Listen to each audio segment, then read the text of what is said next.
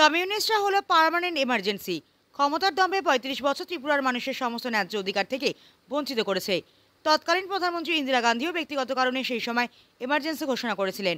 আজ রবীন্দ্র শতবার্ষিকী ভবনে ত্রিপুরা সরকার আয়োজিত দেশে জরুরি অবস্থা জারির ৫০ বছর পূর্তিতে সংবিধান হত্যা দিবস ২০২৫ শীর্ষক অনুষ্ঠানে বক্তব্য রাখতে গিয়ে এই কথা বলেন সাংসদ বিপ্লব কুমার দেব।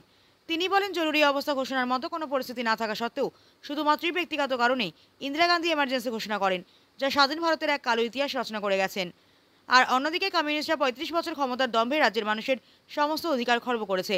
মানুষের ব্যক্তি স্বাধীনতা বলতে কিছুই ছিল না, দলের নির্দেশ ছাড়া কিছুই করা যেত না। মাওবাদীও তাদেরই সৃষ্টি। তাই সম্প্রতি ছত্তিশগড়ে মাওবাদীদের হত্যা নিয়ে পলিট ব্যুরো প্রেস রিলিজ করে মায়া কান্না করে।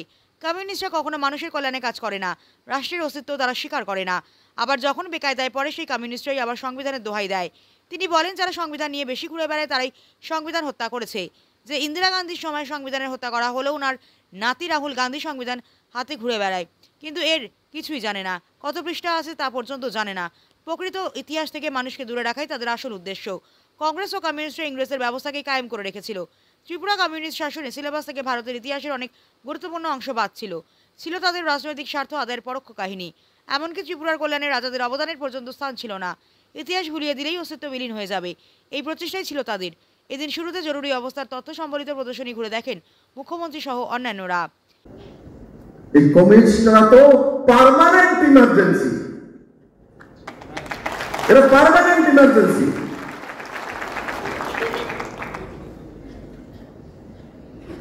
এদের কোনো স্থান নেই, কারণ এরা সংবিধানকে মানেই না।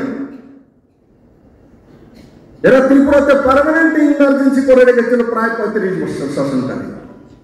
মানুষের বলার অধিকার নেই, মানুষের কিছু করার অধিকার নেই। তারা যে বলবে তাই করতে হবে। আমরা ইমার্জেন্সির বিরোধ কেন করি? দেশে খরা হয়নি, দেশে বৃষ্টি হয়নি, দেশের মধ্যে যুদ্ধ হয়নি, ইমার্জেন্সি তখন লাগে।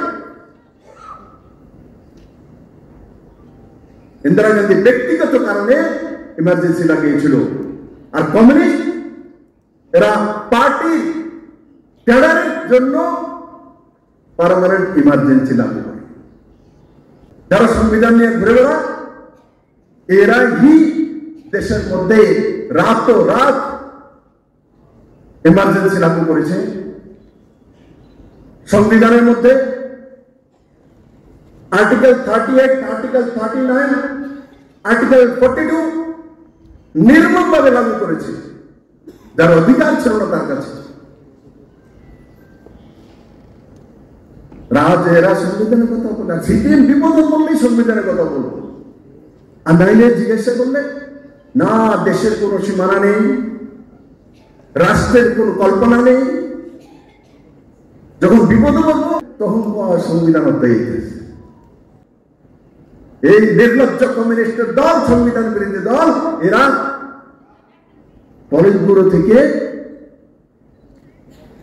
প্রেস রিলিজ যে অমিত শাহ ভুল করছে, ভারত সরকার অন্যায়ভাবে মাওবাদীদের কেশব রাওকে মেরেছে, তার জন্য আমি বলি এরা পার্মানেন্ট ইমার্জেন্সি। মাওবাদী এদেরই আবিষ্কার।